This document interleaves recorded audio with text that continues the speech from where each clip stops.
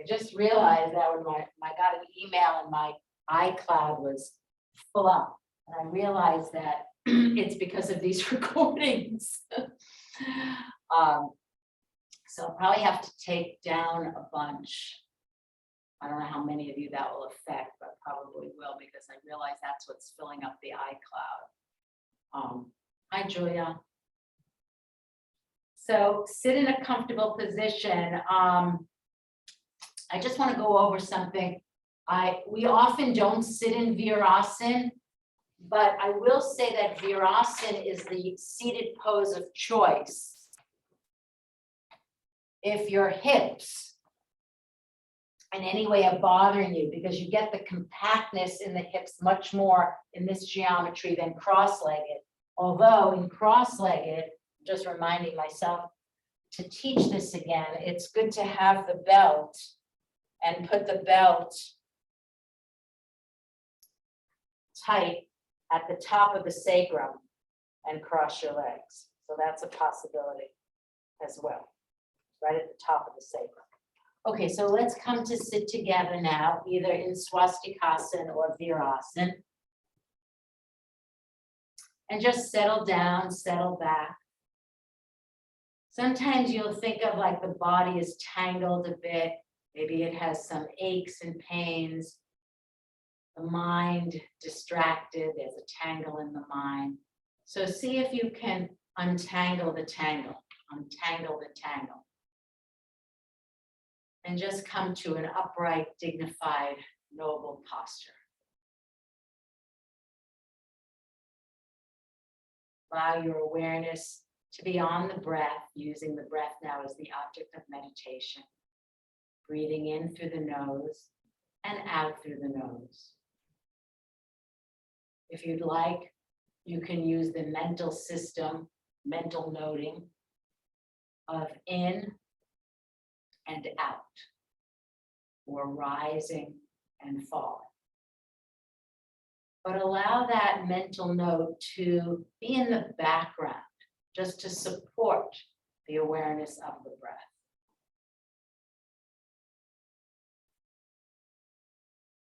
Or you can use the gata that we have been working with, breathing in. Know that I'm breathing in, breathing out. Know that I'm breathing out. Breathing in the here, in the here. Breathing out in the now, in the now.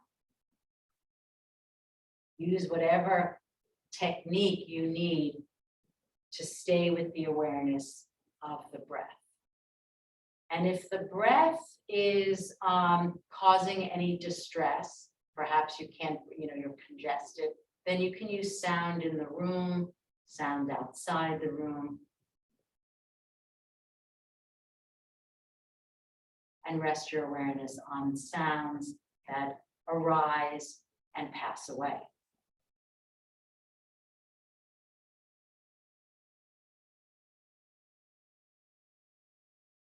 Then if you like, you could fold the palms in front of the chest.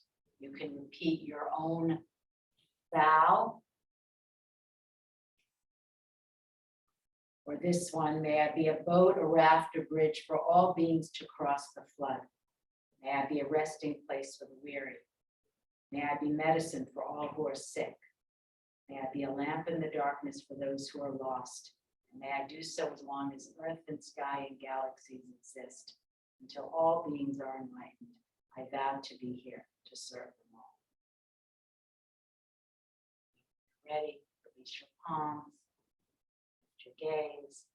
Allow your eyes to open and stretch out your legs. So we're going to start by resting our abdomen on our back, taking the bolster.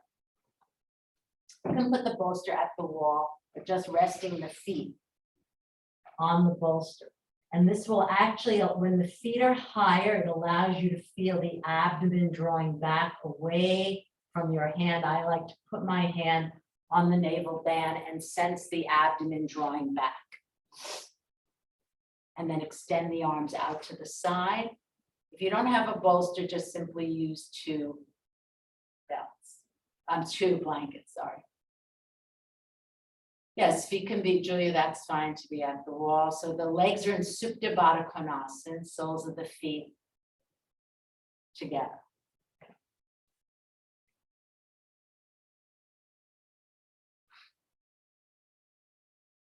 And just start this way because we are doing abdominal poses. It's important to relax the abdomen.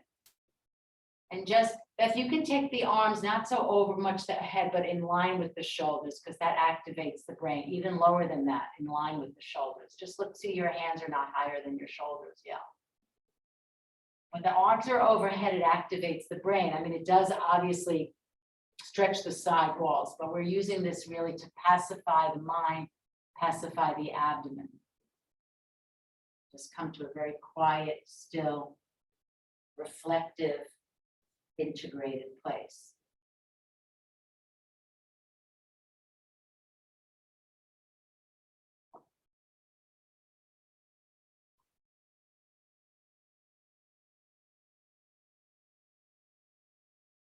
Now see if you can feel your spine, the central vertebral column. If you feel, this is a metaphor, like you're sleeping on your spine, you're pressing your spine down, sense that your spine is moving away from the floor, but not to the point where you're overarching. So what I would say, kick it in. You've all done down dog. Sense you're lying on your back, alerting your spine, sensing that the spine, particularly between the shoulder blades and a little bit lower, is moving away from the floor, as does the cervical. The lower spine has its natural concavity. You're not pushing it forward to the ceiling. So just feel if you can alert your spine. In a moment, we'll do something to alert the spine as preparation for down dog. Now when you're ready, just extend the arms overhead. Alert the elbows to be straight. Have the palms facing each other. You can take one hand and turn the upper arm skin, reach through the fingertips so that charges. First, turn the skin and then extend strongly. That's it, Polly. Turn the skin and extend strongly. So your armpits, good, Julia, feel long. Your side ribs extended, as I explain when the arms are overhead. Okay, and then take the arms down by the side. Ayukiko. All right, now we're going to spinize our spine, alert the spine, make the spine like a live wire. You can say it different ways. So you'll take your blanket from the Sarvangasana shape, unfold, and make a roll in this manner. And then you're going to put your tailbone on the roll. So do start with bent legs, otherwise it can be hard on the back.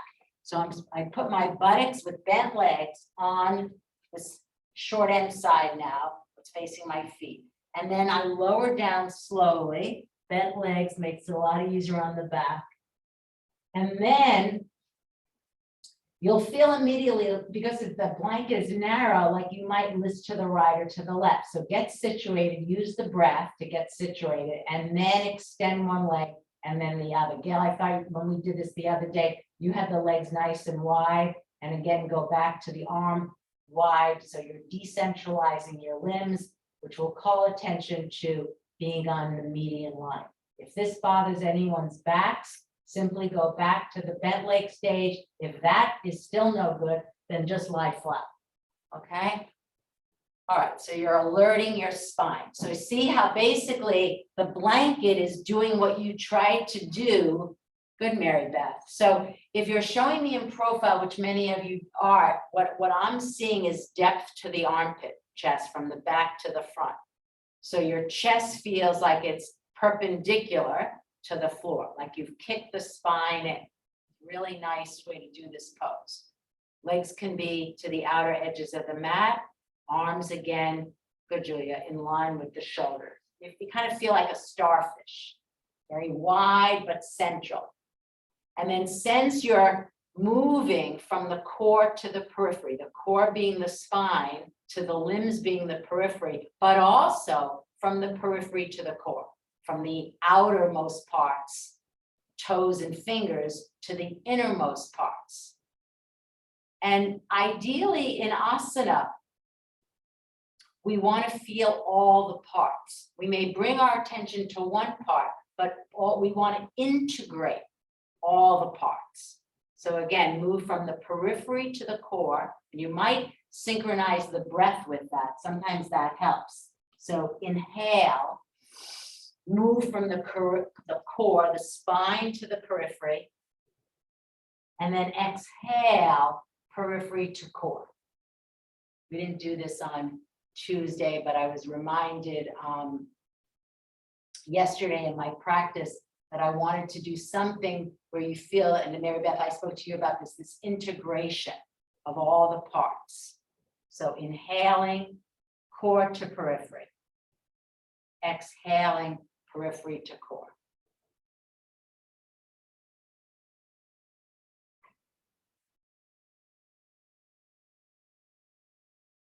Just rest there, enjoy the breath. Breathing in, breathing out. Yes, keep the arms in line with the shoulders and keep turning the skin inside out. Yeah, quiet the brain, the arms aren't overhead. Good. Eyes relaxed, jaws relaxed, sides of the throat relaxed.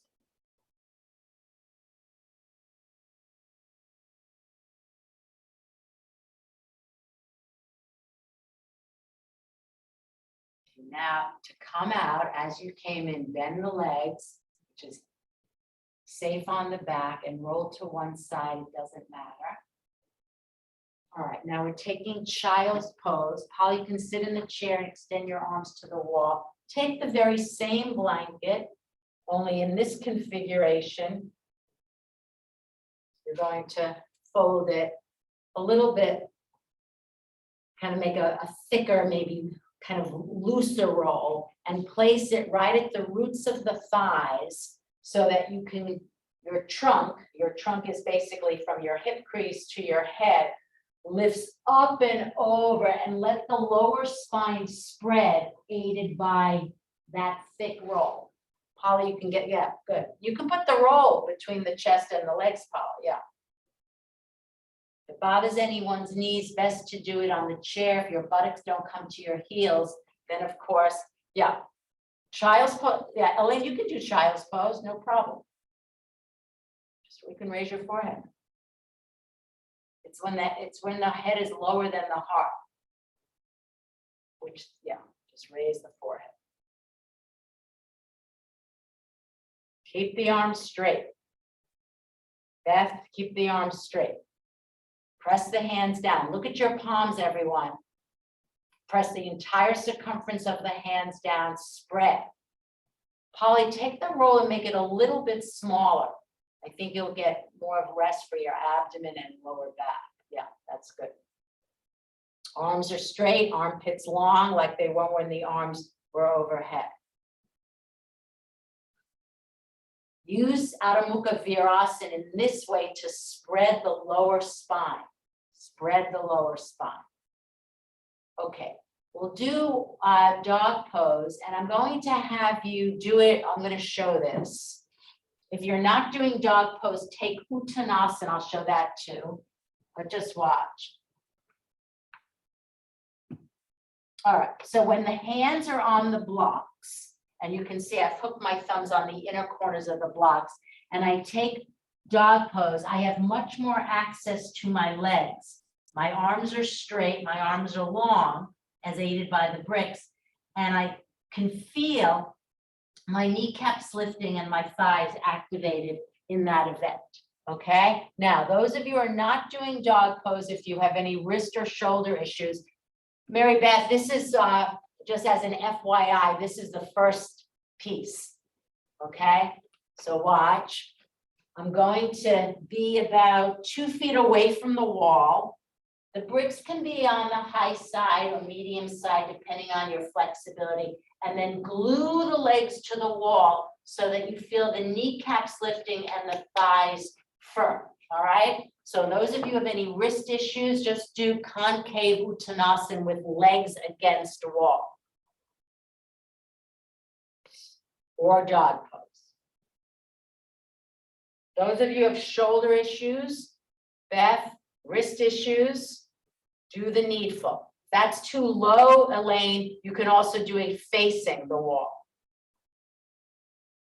For your head, I mean, yeah. So then this is more for your legs to feel. So what I try to do with modifications is give the people who can't, who have shoulder issues or organic issues or wrist issues, a pose that they can do to feel the same thing. So now everyone focus on lifting the kneecaps as the heels descend to the floor, lift the arches, lift the kneecaps, activate the thighs. The legs are the engine of the pose. You need to feel your legs. Legs, legs, legs. Legs, legs, legs. Whether it in Uttanasana, with legs against the wall, as Gail and Beth and Elaine, or in Adho Mukha Svanasana. Okay, now come down. Now we'll just, we're not going to do this today, but as an aside, I want to get to it maybe next week, is I want to once again reiterate the importance of timing in dog pose, because one of the things that not to go up and to kick necessarily up into full on balance, but to cultivate that leg strength and to cultivate arm strength, which is really important.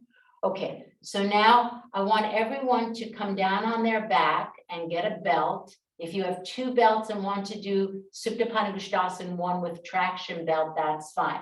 So this is what we're going to do. Let me show it this way. So I like to do it at the wall, but for presentation purposes, I won't show you at the wall. Okay, so just watch for a moment. Imagine my feet at the wall. And I'm going to we're going to spend some time in, this pose is called a Kunchanasana or Ekapada Padmutasana. And this is one of the best poses. It's deep hip flexion. So I have my tights on. You can see where the racing stripes are. I'm drawing back from the knee to the hip. That helps compact the hips, which is inherent in this pose, although some people allow the knee to roll out, which we don't want. And then I'm aiming to merge the root of the thigh with the chest. I'm keeping the flexion in the foot so that my arch is wide and open. All right, so let's do that. Have the belt nearby. So don't think of a Kunchanasana or Ekapada Padmutasana like a throwaway pose. So it's a really important pose. Polly, listen, if your left thigh flies up, then do this. Watch. So if I'll just show you, if the other leg is flying up, then you can bend that leg and you'll get that deeper hip flexion, right? All right, does that make sense? If you have any questions, please come on the air and ask. Flex the foot. Yes. Use the breath to merge the root of the thigh with the chest. Note how the abdomen draws back onto itself. So from front to back, the abdomen draws back to the back gaugelia without flattening the lower spine. Flex the foot so that your toes are spread and your arch, like a suction cup, is lifting up into that hollow tube of your lower leg. The foot is active. Now put the belt on, and take the right leg to 90, wait there, just start at 90 to get the symmetry in the hips. Pull back the skin, again, from the knee to the hip, just at 90, not beyond 90, start at 90. Now pull the strap down, push up through the foot. So there's kind of a tug of war going on between belt and foot. And now move the leg. As you move the leg, be aware of what? Your abdomen. The abdomen now has to be engaged. Polly, see if you can keep the right leg straight though. Yes, and now it's beyond 90. Arms are ideally, I know some of you are bending your arms, but classically speaking in this pose, the arms are straight. Because remember, as we move on, the arms, the hands eventually hold the sides of the foot. So the arms are straight. Yeah, arms are straight. Then that final stage, the arms are bent as you take the leg, shin toward the forehead. Yes, Julia, that's it. Yeah. Of course, it's helpful in this pose to have long arms, especially if you're holding the sides of the foot. Okay, now bend the leg back to Ukunshanasana or Ekapada Pavanmuttasana. If your left thigh is flying up, bend the left leg so that the foot is on the floor. It will help you merge leg and thigh. Okay, let's go to Dvipada. So make yourself symmetrical, having done asymmetrical. So you're here, flex through the feet. Open up that heel hinge. Oh, this is the heel hinge, the back of the heel hinge. And when you open up the back of the heel hinge, see how the arches are activated. Those of you who have flat feet, not to say we're going to correct flat feet today by activating our arches, but it really helps. Sense like these arches are like suction cups that are drawing energy, like we stand in Tadasana through the lower legs, even though you don't have something to press into, although you could do it at the wall. Okay, now extend your right heel onto the floor. Keep drawing the left knee in, merge the chest with the thigh, merge it, merge it, merge it. If the two sides are different, note that. Keep rolling the right thigh in and pressing it down, and then put the belt on and at 90. So of course, this is hamstring work. See how the quad is activated, the kneecap lifting. You can really feel that same firmness in the quad as you did in dog pose. Hips are balanced side to side, i.e. left side is not shorter than the right. Of course, it's easier at 90. Maintain that as you move the legs. See how the abdomen draws back. Don't let the left side shorten. You have to keep drawing that line from the knee to the hip and pinning. Left hip to the right. Don't let the left hip hike up to shorten the left side, and don't let the left hip move out. And your Kiko, it's actually, when you have the traction belt on, that's the truthometer, when you have the traction belt there. Feel your abdomen drawing back. Abdomen drawing back. Those of you who can hold the foot, do, or the back of the heel for some. Beth, yeah, you can hold the back of the heel. Those of you who are clearly forward benders, as we worked with last week, will find it easier to hold the back of the heel.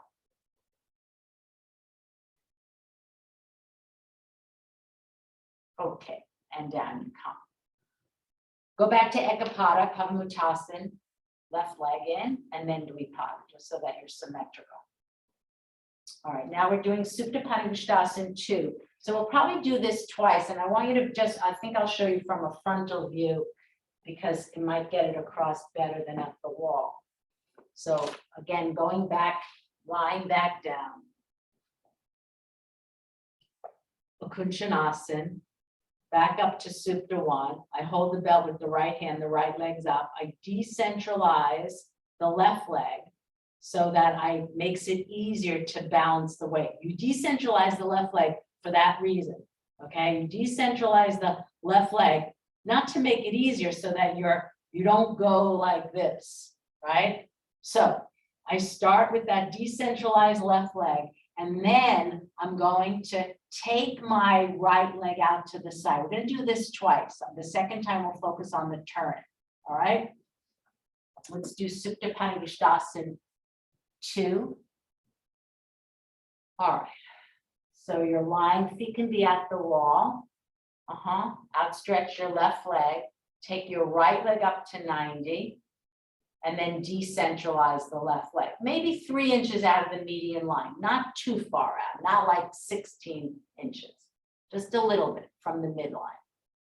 That's it. Now extend the left arm to the left. Again, one of the reasons I had you be aware of where your hand was in space is for this pose. So look at with the corner of your left eye, look at your left hand and see, that it's in line with the shoulder. And I would say try it with the palm down. Patricia's been teaching this a lot with the palm down. Okay, now, keeping both legs poker stiff, extend through your inner left arm, take the right leg out to the side.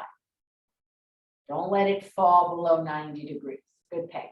Keep the right arm straight. Turn the skin, inner to outer. Left hand no higher than left shoulder. Palm down. Good, Julia. Now imagine you were standing on your left leg. You would be in a different pose called Parsvahasta Padangusthasana. Make the center line of your chest parallel to the ceiling. Really important, really important. And this will become really important, not because we're going to do this standing, we're not, but in poses like Jeta Parvatasana. Now take the leg up. All right, now we're going to do it again. Go back to 90. This time, watch for a moment. Same side.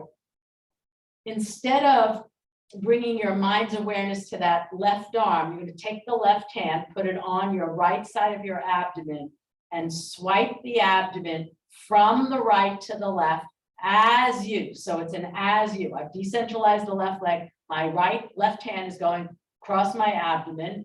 Let me just show it from this view. And I'm swiping my abdomen from the right to the left as I take the right leg out to the side. And then I want you in your mind's eye to compare the two methods, okay? All right, let's try it. Beth, I don't know what happened to you. I don't see you, okay. All right, so try it this way. Decentralize the left leg. Now put the left hand and strongly open up your palm and really turn. Use your hand to turn. That's it, Polly. Turn the skin. Turn the skin from the right to the left as you simultaneously take the right leg out. Then we extend the left arm and reach through it. Yes, now find the median line. Now find the median line. So the first time we did it was less focus on the turning. See how much just the awareness, the hand bringing it to across your navel band and swiping it allows you to feel the abdomen turning. The abdomen should feel thin, thin, thin. And now take the leg up.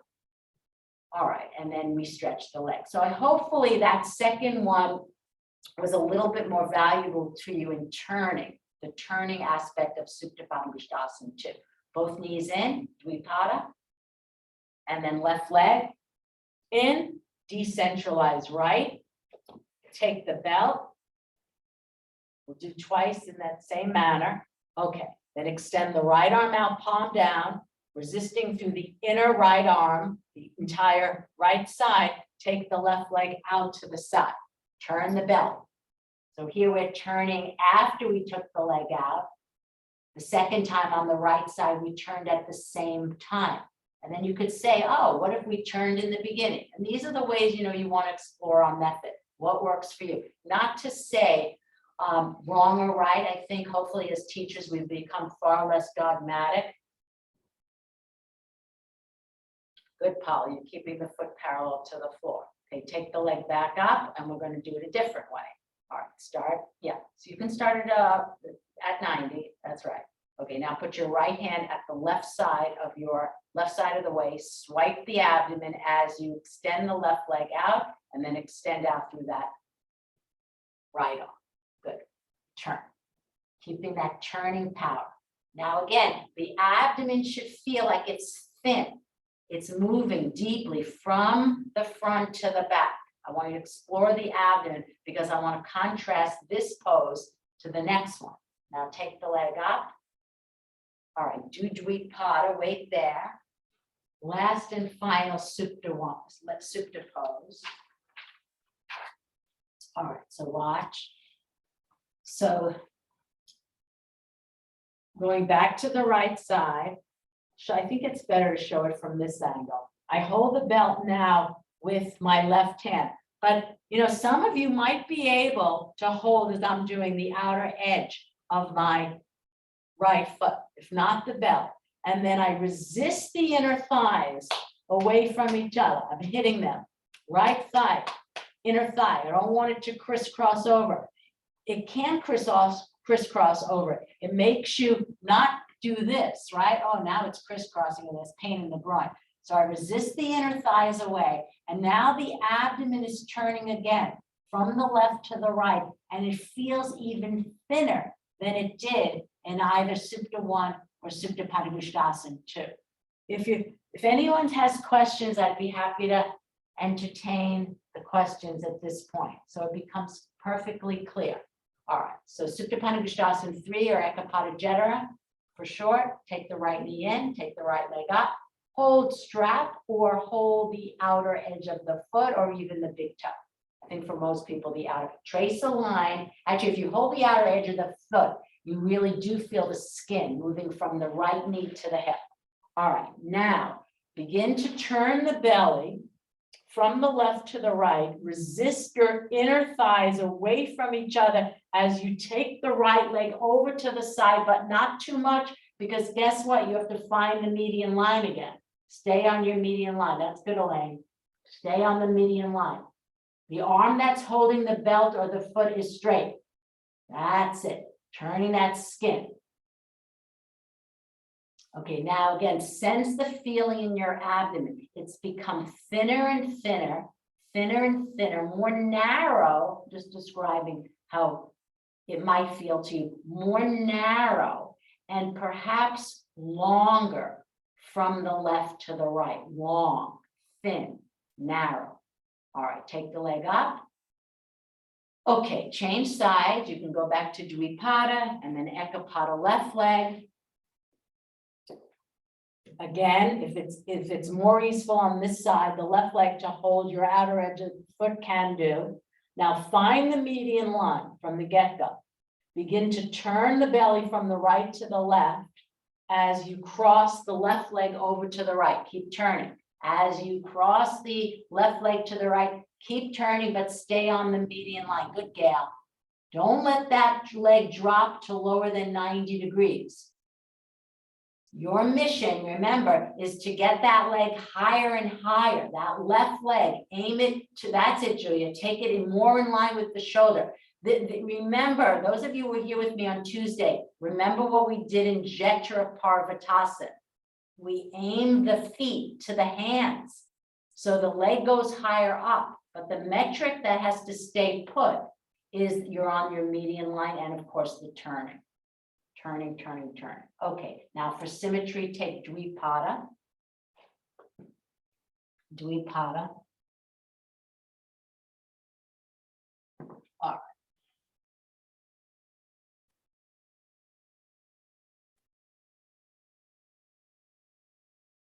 Flex the feet. Merge the chest with the abdomen. All right, now we're going to do a very easy iteration of Urdhva Prasarita Padasana. So I think, well, I'm just going to say, we might do it right now and then we'll bypass that. So when I say Urdhva Prasarita Padasana, that means that you're lying flat, you're holding the sides of the mat, you take Dvipada, flex through the heels and stretch the legs to 90. For many of you will find that you'll go beyond 90 having done the Supta cycle, but then just 90, and we're seeing if we can stay here 2 minutes. Can everyone, by the show of the hands, tell me if this is fine for them?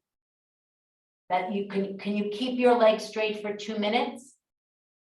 Okay, so I'm just going to show you something rather quickly. You won't do it. We'll do UPP and I will time it. But look, this is and Mary Beth, take note here. So an easy iteration of UPP. My friend Jarvis calls it supine utkatasana, but it really isn't supine utkatasana because the knees in this case are not beyond the hips. They're actually, you see, in line. All right. So I'm pressing my feet firmly into the wall. I taught this on Tuesday. And then I had you take one leg in and one leg up. And then we made it even slower. And then I asked you to take the other leg in and come up. So that's the easier iteration leading to supine Urdhva Prasarita Padasana. Now, since we're going to there directly, Polly, have a belt nearby. Everyone will have a brick because it will be easier for you to keep the legs straight, but also to hold. So watch. I'll go back to Dvipada. Let me just demonstrate. I bring the legs just to 90, not beyond 90, not lower than 90. And then I'm going to put the block, and I actually use the medium side between my inner thighs, not between the knees. Oh, that feels awful on your intermediate ligaments. Block goes between the inner thighs. And then like when we stand in Tadasana with the block, I hug the block from my hips. I'm tracing that line. You can see on my racing pants from the outer knee to the outer hip. If that's easy, extend the arms overhead. You can have a second block and palm it, and we're going to hold for 2 minutes. If the legs begin to bend, then use a belt. If you have any questions, come on. All right, so first Dvipada, flex through the feet. Hold the sides of the mat. Stretch the legs up to 90. You can look in the screen to see if you're really at 90, or I will tell you if you're not at 90. But note that you can start at 90 and wind up at 70. All right. If it's difficult to stay, then go to the wall and do that wall Urdhva Prasarita Padasana. Ellen, it looks like you're a little beyond 90. Yeah. Put your hand on your navel band. Again, sense the abdomen moving back. You're not flattening out your lower spine. There's a little bit of indentation at the sides of the waist. Now, if this is easy, and it looks like for many of you, good Elaine, explore the foot positions. I have no problem with pointing the toes up, pulling the heel. I mean, you can make circles. I mean, do what feels good. Stretch the arms overhead. We often forget about the feet. So you can do foot circles, one and then the other. You can reach up through the toes, but do spread the feet. Establish those arches we spoke of earlier. Yukiko, you're a little bit beyond 90. I don't know if you could feel that. Yeah. The block will help you. The reason why I love the block is it does two things. Not only does it keep your legs straight because you're hugging it, but it provides a platform to feeling the abdomen drawing back. So that's why I really like the block. 10 seconds longer. 10, 9, 8, 7, 6, 5, 4, 3, 2, 1. Knees into the chest. Okay, so here's where it gets a little bit harder, even for the most formidable Iyengar students. All right, so we're going to work this pose a little bit more. So that's the basic pose. 2-minute timing UPP. All right, now we have to work with gravity and then against gravity. So let me show you, and then with pauses and without pauses. So to be simple, the first thing we'll work with is with gravity, no pauses. With gravity, no pauses. The pauses against gravity are harder. So let me show you the final pose, which is challenging for, as I said, even the most seasoned Iyengar student. So you're lying flat, watch, and then I go against gravity with a pause at 30. I go against gravity with a pause of, I'll say 60, I think of it 45, and then against gravity to 90. And then, of course, I build up my repetitions. So we typically, although I know some teachers start with that, I think it's easier not to do with that. So it will go with gravity, not against it, and no pauses. So watch what that will look like. I go back to Dvipada, and then of course UPP, where we just spent 2 minutes. And then from here, working again with gravity, with movement, knees in, up to 90, with gravity, knees in. Now, if that's coming, then I add the pauses. It's still with gravity. I go from 90, I pause. 30, I pause, knees in. And then to make that even harder, then you stay longer in the poses. Doesn't that make sense? Right. Okay. All right. Start. Right. And then it's funny. A lot of teachers don't teach it this way, but this is really, in my mind, very linear, methodical thinking. So you start with gravity, no pauses, and then you'll end up, of course, as I showed in the final pose, against gravity with pauses. So here we go. Start at 90. All right, now just one singular sensation toward 30, work with the breath, typically exhalation, good gal, knees in. Yeah, the feet don't, you don't have to touch the floor, right? Okay, and repeat, start at 90, exhale with gravity, and now knees in. Yes, the feet just come in kind of like hovering the floor. Go up, go with gravity, all the way down, knees in. 2 more in that manner, legs up, and then all the way down, knees in, knees in. Okay, now we'll do the pauses. Just take the knees into the chest, wait there. Legs back up to 90. Okay, with gravity, go to 60, pause. With gravity, go to 30. A little lower poly, knees in. All right, and again, up to 90. Exhale, down to 60. Exhale, down to 30. Knees in. Up to 90. Exhale down to 60 or 45, and then to 30, a little lower Ellen on that 60, and knees in. All right, let me just show you, and it's, I don't want to belabor the point, and I know, so I think of, all right, so this is 90 degrees.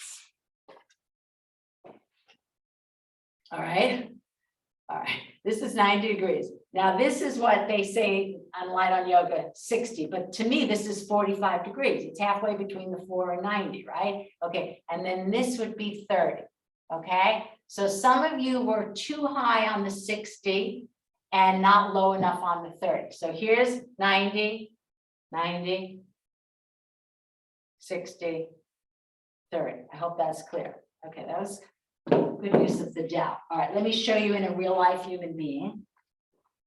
All right, so again, I'm at 90, 60, pause, abdomen moving back, 30, pause, abdomen moving back, knees in. Okay, one more in that way, then we're going against gravity. Okay, so start at 90. Those of you find this easy, take the arms overhead, can palm the brick, legs are straight. Start at 90, Ellen, I think you're a little beyond 90. Yeah, all right, now go to 60. Pause, good. And now 30, good Gail. That's a Yokiko, knees in. Okay, that was a lot better. I have to say that was a good demonstration of the measurements. I should use that more often. Okay, now we got to go to the hardest one. Okay, so start with the hands holding the sides of the mat. So this is where I'm going against gravity, but I'm going to work with movement. So I go to 90 in the same manner. I can push out. I go up to 90 against gravity. Then we'll add the pauses. So I like to do the pauses like this. I'll go back to 90, back to flat, and then 30, 60, 90. So this is the hardest one. Okay. Now, mind you, if it's too hard for you, this against gravity and the pauses, then you could do the against gravity, but just do the movement. And if that becomes too hard because you're tired now, then go back to the with gravity. It's up to you, right? So I'm giving you some choices because for a lot of people, if they're not working their abdomen, I think if you come to my classes, we do work our abdomen, but a lot. But it can be hard work. All right. So let's try supine. Hold the sides of the mat for the very first one. Now, remember, abdomen has to move back. Take the legs up to 90. Okay, take the knees in, feet on floor. We'll repeat it. Okay, go back. Yeah, legs are outstretched. Up to 90. The other possibility is one leg at a time. All right, now bend the legs. All right, feet on the floor, up to 90. Keep the legs straight. Some of you are getting, Julie, I don't know if I'm going to show you what a few of you are actually doing. So, and I know this is challenging. So you're here and then you're here at 90, right? But what's happening is you're getting that little bit of oomph from momentum. So try not to get the momentum. Get the momentum. Let me see, Julia. Let me see. Just take the legs up. Julia, yeah, go back. Yeah, there. Now don't, yeah. So at that last stage, Julia, the legs are coming too close in. Can you feel that? You're taking the legs beyond 90. Don't let the pelvis lift up at that 90 mark. Okay, start again. Lying flat. Put your hand on your navel band. This will help you. Draw the abdomen back. Now keep it as a reminder, Julia, keep the abdomen moving back, keep the pelvis down, swing the legs up. Don't get, so a lot of you are lifting the pelvis up and letting the legs go beyond. So see if you can contain that movement. I know it's harder than you think. All right, one more time. Let's see. The other possibility is going to Ekapada. Julia, that's good. Okay, Elaine, that's better. Don't lift the pelvis up, Peggy. Good. Okay. All right, now let's add the pauses. We might as well hold the sides of the mat. Okay, remember the dowel delineating the angles from the floor. Abdomen back up to 30. Pause. Good, Beth. Good. Now abdomen back up to 60. Good. Interesting. The pauses is easier than the movement up for many of you. And then to 90. Now go all the way down with one. Yeah, don't even bend the knees now, Mary Beth. Yes. Okay, let me see. So that's so interesting how the pauses were easier than the movement up. All right, so start supine again. Hold the sides of the mat unless this is so easy. Bend and D, take the arms overhead. Now, exhale up to 30, pause. Exhale, if your arms are overhead, don't overarch. Exhale up to 60, pause. And now up to 90. And now go all the way down with straight legs, bypassing the knees in. Good. All right, 3 more in that manner. These look good. Arms overhead, palming the brick if you can. Don't overarch the lower spine. Up to 30, pause. Up to 60, pause. Up to 90. And all the way down. Okay, 2 more in that manner. Up to 30, pause. Up to 60, pause. Up to 90. And all the way down. And now everybody take the knees into the chest. Now do flat Supta Baddha Konasana. Will feel good on your hips, but also on your back. This one, but without the feet on the bolster, just flat. Just to relax the abdomen, just in case your back doesn't feel as good as it should be from the pauses. So what you could do naturally is you increase your repetitions, instead of doing 5, you do, 15. You increase the timings and the pauses, which will also help abdominal strength. And then what you could do is just make it a heck of a lot more fun going from 90, 30, 60, 30, up to 90, down to 30, up to 60, down to 30, up to 60, up to 90. Just make it up as you go along. And then you have some kind of fun with the Urdhva Prasarita Padasana. Okay, take the knees into the chest, just stay there. And we're going to move to Jethara. All right, so this is what we're going to do. We'll start with bent legs and say again, I'm in that Akunchanasana position, flexing through my feet, activating my arches. You'll take the arms out to the side as we've been doing all morning. And then this is where many of the pieces fit in. I like to take my hand, I'll put it on the right side of my waist to turn. I get the turning power because that helps me stay on that median line. When I turn from the right to the left, and then I aim the knees, not in line with my hips, but more level with my right arm. Notice how I don't want this right leg to fall out. See the racing stripes, they still apply. Your skin is drawing back from the outer knee to the outer hip. I swipe my navel from the right to the left to stay on the median line, and I hover the legs to the right side. Okay, can show me in profile. Is that clear? If it's not clear, I'm urging you to come on and ask me. All right, so go back to this pose we've done probably 20 times, Akunchanasana. Flex through the feet. All right, now put your left hand, as you saw me demo, on the right side of the waist. That's where you have to initiate the turn. Good, Mary Beth, from the right, and really swipe it. Feel how the abdomen draws back and then begin to take the legs to the right so that you stay on the median line. Keep the left arm down. You can hold, some of you have set up in the setup I've taught many times. Peggy, as you have it, where you're holding the sides of the mat. That's the way I taught it for assessment, and that works beautifully. Good, Julia. Come back to center and repeat. Now take right hand to left side, swipe it. So you're beginning the jetra, the bent leg jetra, from you start with the turn and then swing the legs, go to the left, aim the knees high toward the left hand so that you stay on the median line. Okay, now some of you might be saying it's really hard for me to tell on screen. What if you were unable to stay on the median line? Then you need to do the needful, which is this, the perennial question, to shift or not. So say I'm the kind of person who I went with my right legs, I've lost the median line. So now I'm going to shift a little bit to my left. See, the shift a little bit, maybe that's like 1.5 to 2 inches. And I do the same pose. I still turn the abdomen from the right to the left, so I stay on my median line, okay?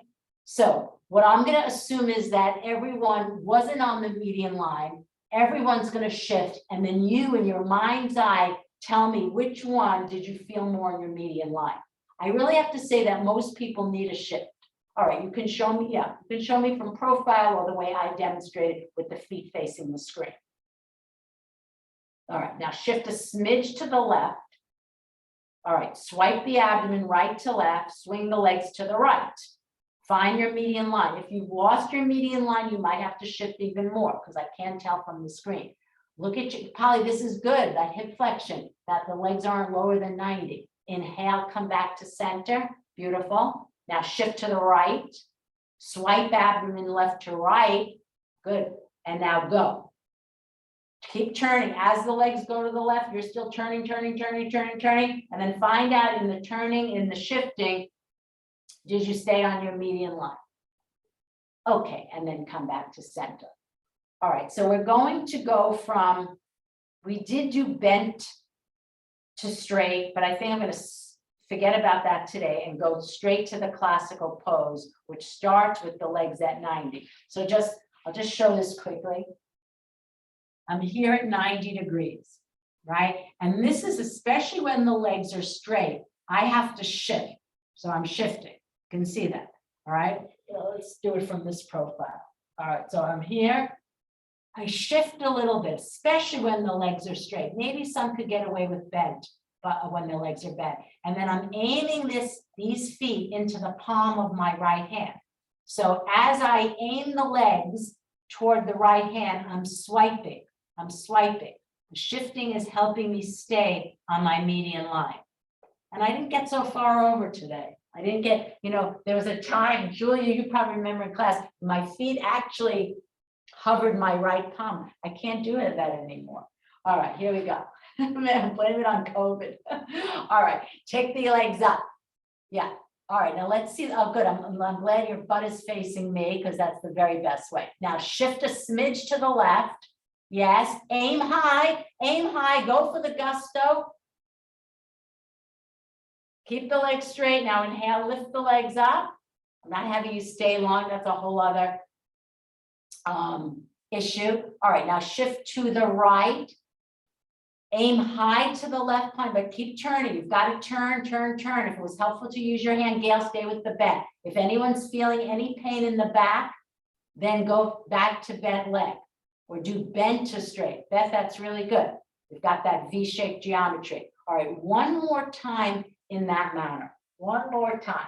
Shifting to the left, swiping right to left, reach through the left arm, aim the feet into the palm. The legs that bottom leg becomes longer than the top leg. So you have to pull the skin back from the outer knee to the hip. Come back to center, last one to the left. Stay with bent if your back is bottom. Yeah, Beth, I don't think you need to, that's a big shift. I don't know if you need that big a shift. Okay, beautiful, Yokiko. Okay, these look excellent. Excellent. All right, take the knees in. Those are probably some of the best jettas I've ever seen. So it seems like some of you are practicing this pose. Although, dog pose certainly helps. Dog pose timings helps, and doing any abdominal work, even plank. Okay, so speaking of plank, Everyone take a Adho Mukha Svanasana. Elaine, you can do modified warrior 3 with blocks. Beth, if you're not bearing weight on your hands because of your shoulder, then I would also do modified warrior 3 with blocks. Okay. Meaning the blocks are in front of you and you're lifting the root of the right thigh up. So you're getting the work in the abdomen. Okay, up you go. And those are in warrior 3, Elaine and Beth. You can repeat it a few times, but see if you can hold the leg up there, Elaine, for a minute. Might as well challenge yourself. Bring the feet together, everyone in dog pose. Join the feet. Now from the abdomen, all this work. Don't think about coming into one-legged dog pose from the right leg. Think about coming into from the abdomen. Beth, you're too far forward. Can you see that? Your hip is over your ankle, so bring the blocks closer in. And you especially need to lift the abdomen now in this configuration away from, yes, you're more, yeah, go back even more, Beth. Your hip is forward of your ankle of the standing leg. Descend the leg, sorry. Ascend the left leg. Ascend the left leg. Yeah, that's just knowing where it's still a little bit shifting back, Beth. The forward. Okay, let me just demonstrate this for a minute. Good, Peggy, and take the leg down. It's more proprioception thing. Actually, let's everyone do this because I see this all the time. I mean, all the time. So let me just show. All right. So the blocks, the metrics of warrior 3, Mary Beth, this is what is really important as well. The metrics of warrior 3 modified is such that the body is parallel to the floor and the abdomen is drawing back. You're not a hammock. So watch. And I'm going to look at myself in the mirror because the last time I think I did this, my pose was not good. Arms are up, arms are down. Okay, feet are together. So see, Beth, how close the blocks are to my feet. My hands are in line with the shoulder. Now I'm going to look at myself in the screen. All right. So when I lift the root of the thigh up, I don't want to bring the left thigh forward where I feel weight in the left toes. No, the weight really should be felt right in front of the heel. So my body is parallel to the floor, leg not here. Leg is at 90 degrees, right? To this other leg. So that means you have to use your abdomen in warrior 3.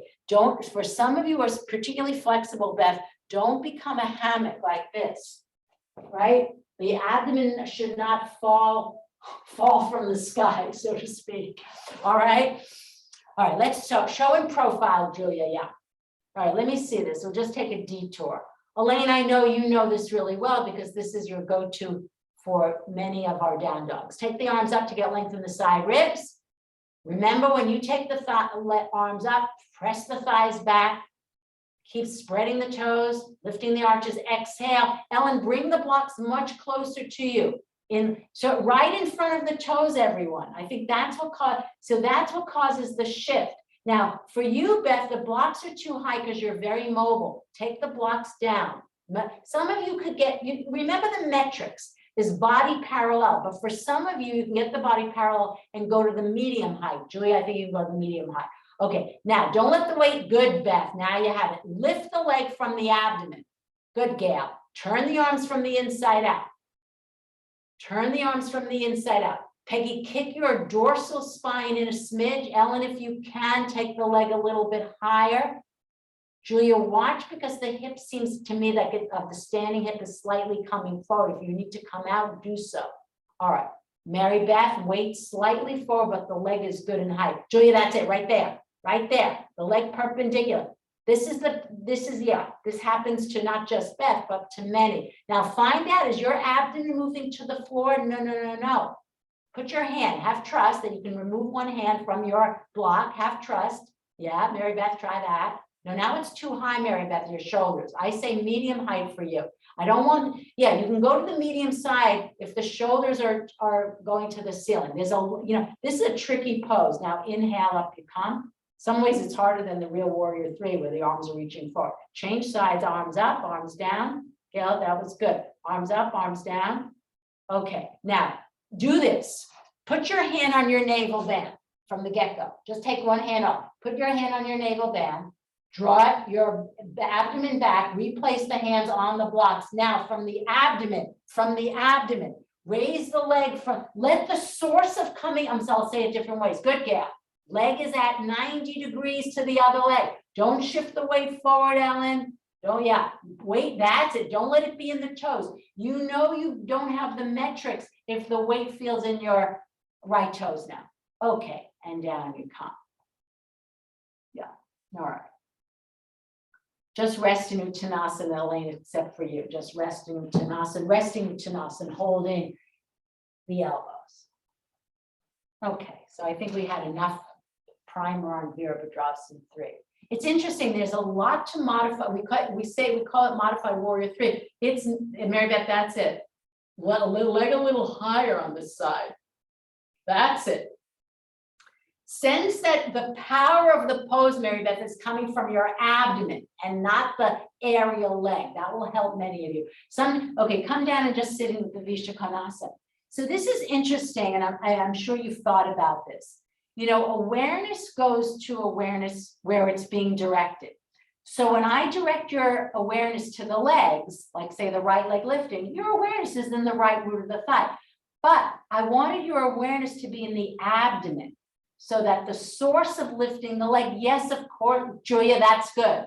Yeah, now, Julia, you have to imagine I'm in your room and at the corner of your standing thigh, right here, right here, Julia, this is cutting back, cut it back.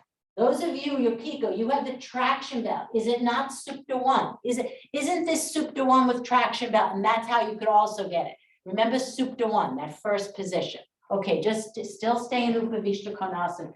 Beth, that's it, but lift the abdomen even more because you're very mobile there. Almost, you know, this kind of this thing going on, you know, lift the abdomen.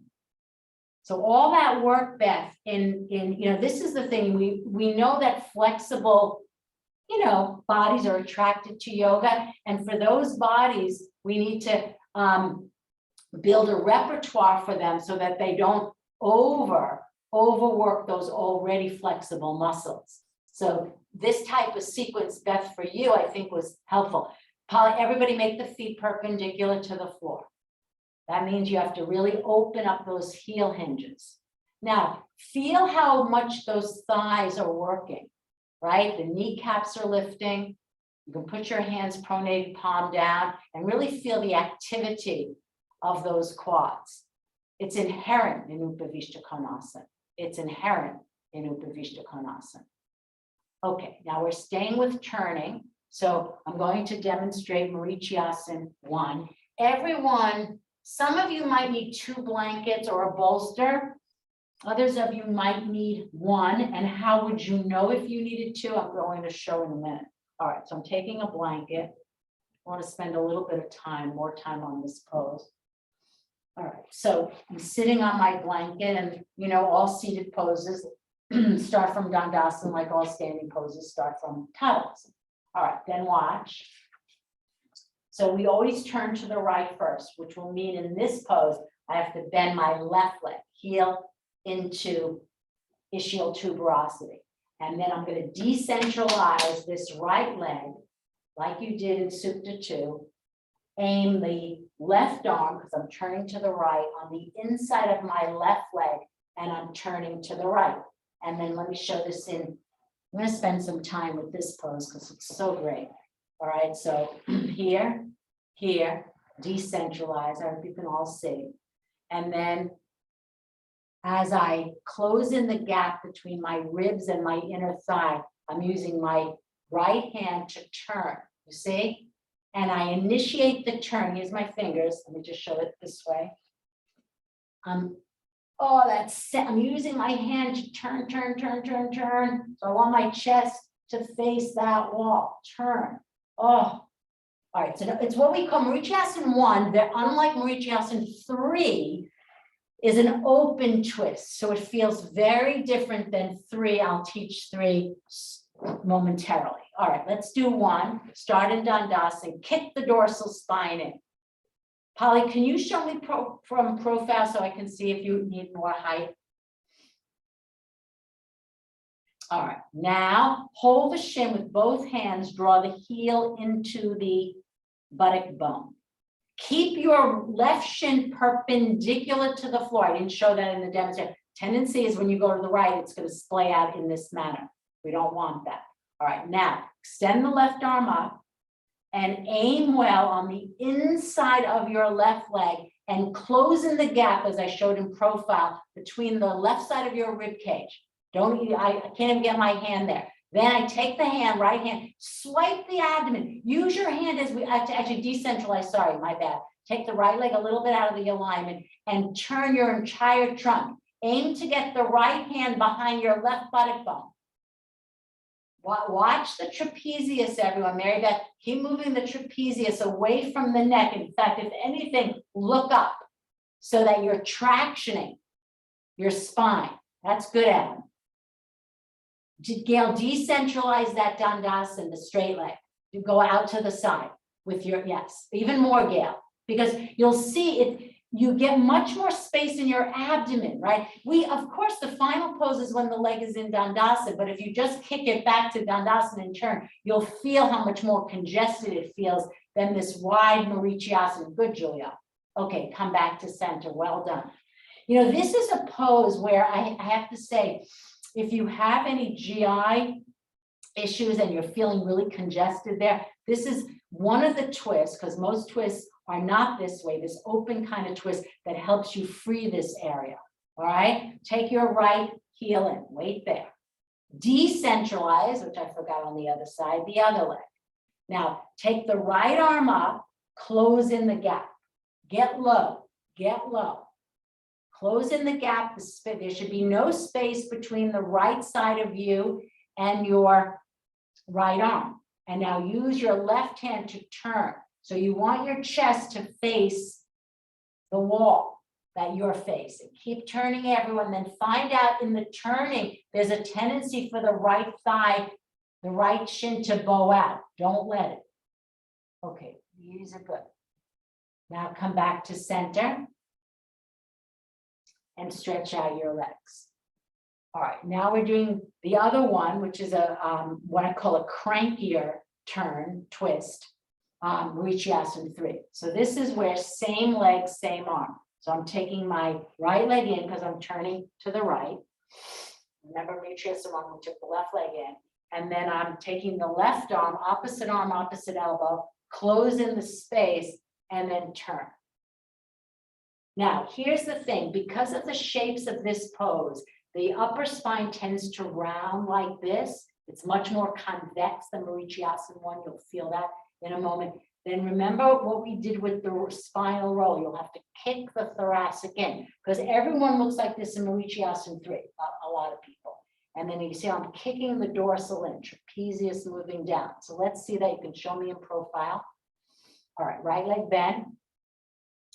Left arm comes up, sharp exhalation. Okay, now, before you even turn, kick the dorsal spine in. Now, if you can't get it to move in, then raise your seat with a little bit more height. That also helps. Watch the crossover effect of the shin. Keep it perpendicular and turn some more. You can decentralize the left leg here, get some more turning power. Okay, come back to center. All right, change sides, left heel in, right arm up. Try it this way, lean back, decentralize lean back a little bit like you're reclining on the beach because that gets more of the Marichiasana 1 action of spreading, and then aim well, cross it over and turn. Kick the dorsal spine in. Gail, that's it. Now decentralize the other leg too, Gail, here, the right leg, a little bit more, because that will help you feel more width across the band. Yukiko, that's good. Beth, are you using the wall for your hands?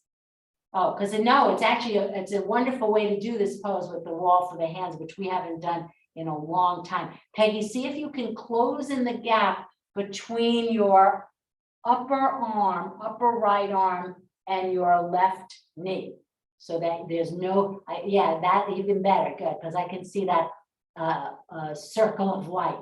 Okay, now come back to center. Ellen, that was good. And now just do seated Baddha Konasana, which will feel challenging after the Marichiasana.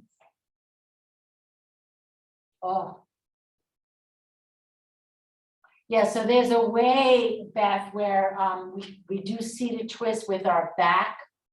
We call it posterior facing. And there's also anterior facing. And for people who you can twist easily, it seems. But for people who want more ability to twist with the hands are at the wall, it gives them the ability to do that. So that's another lesson down the road. Now take Upavishta Konasana. All right, those of you, where's Polly? Yeah, use the belt, Polly, and then come forward. If you need a belt or 2 belts, works even better. And come forward, any amount. Let your spine move with the diaphragm. Any amount is a good line, any amount. Beth, for you, make sure you're grounding your outer thighs down. So imagine my hand, because you have the ability to kind of, again, like that mobility in your lower spine. So you have to imagine I'm behind you, pressing your outer thighs down. Now, in coming forward, take a glance at your feet. Some of you are letting your feet roll in. Maintain those hinges at the heel hinge. Yukiko, that's good. You're almost to a different pose, Yukiko, called Samakonasana. So I think for you, you can bring the legs back in a smidge. So in the Upavishta, and I can't do it, so I can't show it to you, but there is a pose where the leg is actually in line with the hip. It's called same angle pose.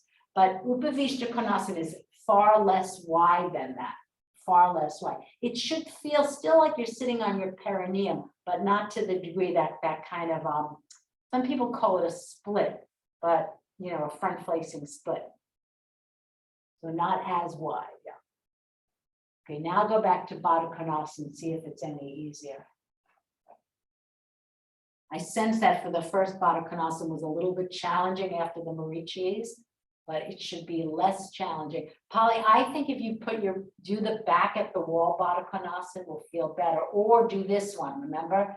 So if Baddha Konasana is challenging, do one leg in Baddha Konasana, one leg in Upavishta Konasana, or this.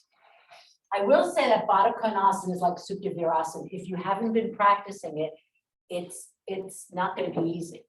So I like to, when I'm working at the wall, Polly, I put the blanket in the narrow position with a smidge up at the wall, and then my buttocks, my blanket doesn't interfere with my buttocks. May seem like a small thing, but it actually, if my blanket is on the wide side, it interferes with the outer thigh. So here it's on the short end. Can you see it? On the short end. All right, Baddha Konasana, upright trunk.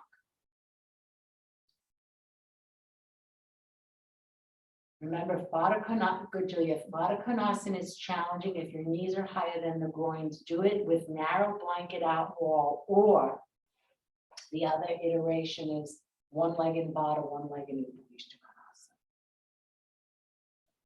Konasana. Okay, and then finally stretch out your legs, everyone. All right, let's do a few Chatuspadasans, as it's good to bring some strength to the hamstrings. So you can use a belt. You can use a blanket for your shoulders. I'm not, but one can. And then I press the feet down. If you have long arms, or use the belt, pull the ankles and lift the backs of the thighs and the buttocks straight up, not this. So we just were in Baddha Konasana, not Baddha Konasana. You press the feet, you press the head, you press the shoulders, and you go straight up. Just imagine a belt at my mid buttock hoisting me up to the ceiling. Okay, that's a good image to imagine. We'll do 15 Chatuspadasans. I think everyone can. If it bothers your knees, that's it, Polly, then the feet are further away from the buttocks. Yeah, that's it, Mary Beth. Get the feet in as close to the buttocks as the knees will allow. The belt can help. And then seal the head. Peggy, you have the blue blanket underneath the shoulders, which is always helpful, and go up. Do about 15, and then on the last one, good, Ellen, hold it. And the way to hold it is then bend the arms. So you're pressing your upper arms down, make a right angle between the upper arm and lower arm, and stay up there. So this is, Beth, this is, to strengthen your hamstrings, this is really good. Everybody needs to strengthen their hamstrings. Good, Julia. Now just make sure, think of what we call the posterior chain of the body. It's the whole, what's lifting you up is not your abdomen. What's lifting you up is your back body, the posterior, which means back side, anterior means front side. Lift up from the whole back side. That's it, Ellen. And then hold it, hold it, hold it. Raise your toes up while you're in the holding pattern. Press the elbows down. Get your chest more and more perpendicular. This is why this is preparation for shoulder balance.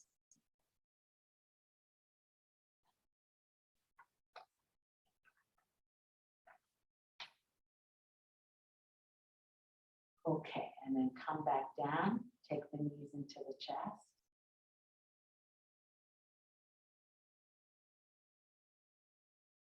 Okay, and then we're going to prepare for relaxation. So today you can do any shavasana of your choice, be it with lower legs on the chair or the legs on a bolster, but whatever you feel like. Prone.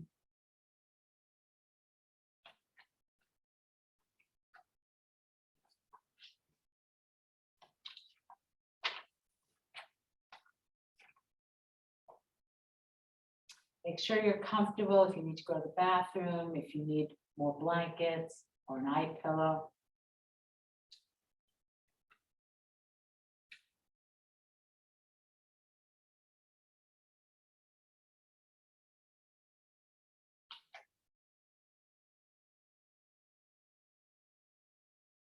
Again, arms resting comfortably beside your side with the palms up. That's good, Ellen.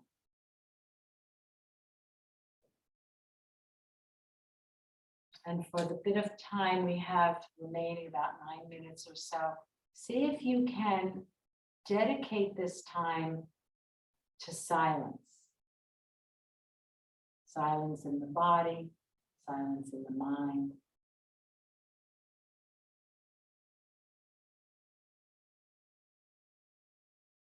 Peggy, that's a good use of the bolster for silence in the mind. No. Sense you're diving deep under waves of thoughts, mind states, emotions. Dive deep under. It's a beautiful image. Dive deep into that pool of silence.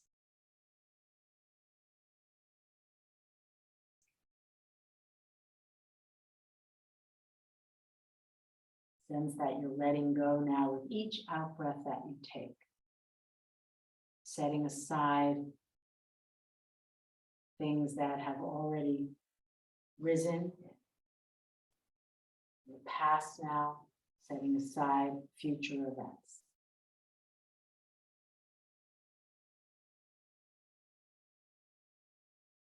Dedicate this time to silence in the now.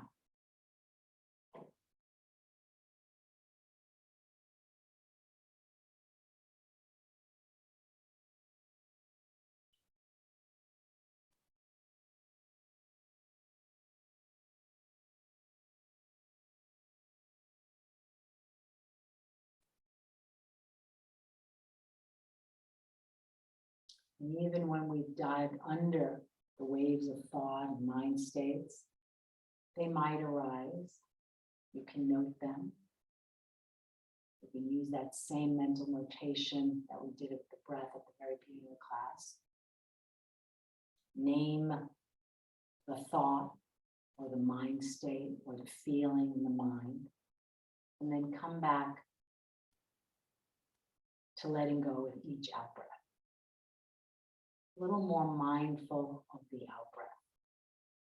The inhalation will naturally rise, but let the out breath have your full attention.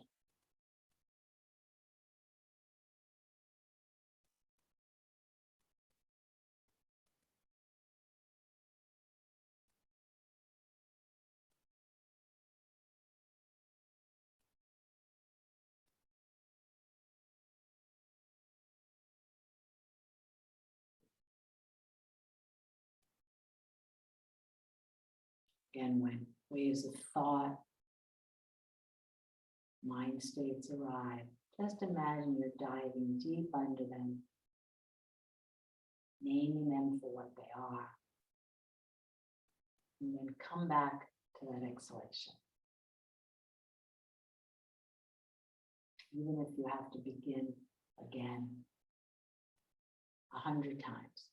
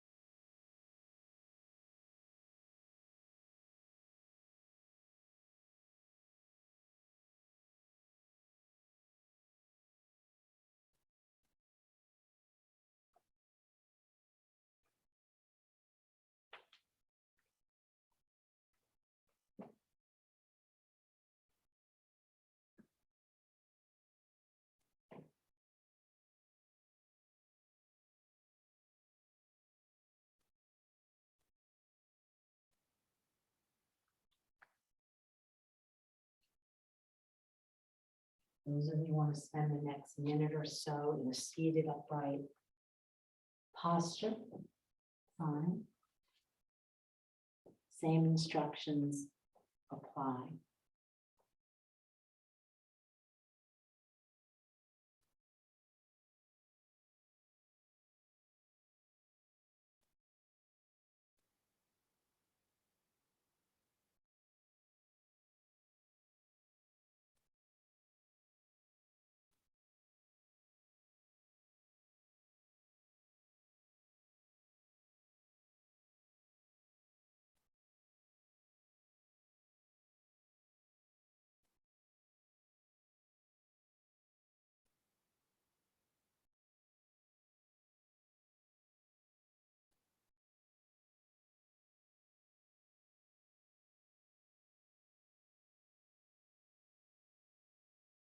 And those of you who are still supine can begin to transition. If you like to come into child's pose and then sit up, that's always a nice way to transition from Shavasana to upright. You can even use the blanket as we did earlier this morning with it in the abdomen.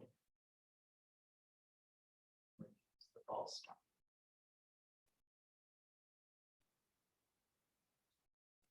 As you make the transition to the side or to child's pose,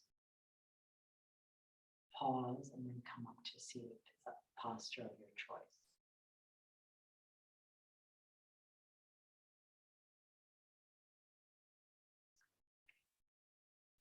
So I'm going to stop the recording, and then, of course, if you have any questions, you can stay.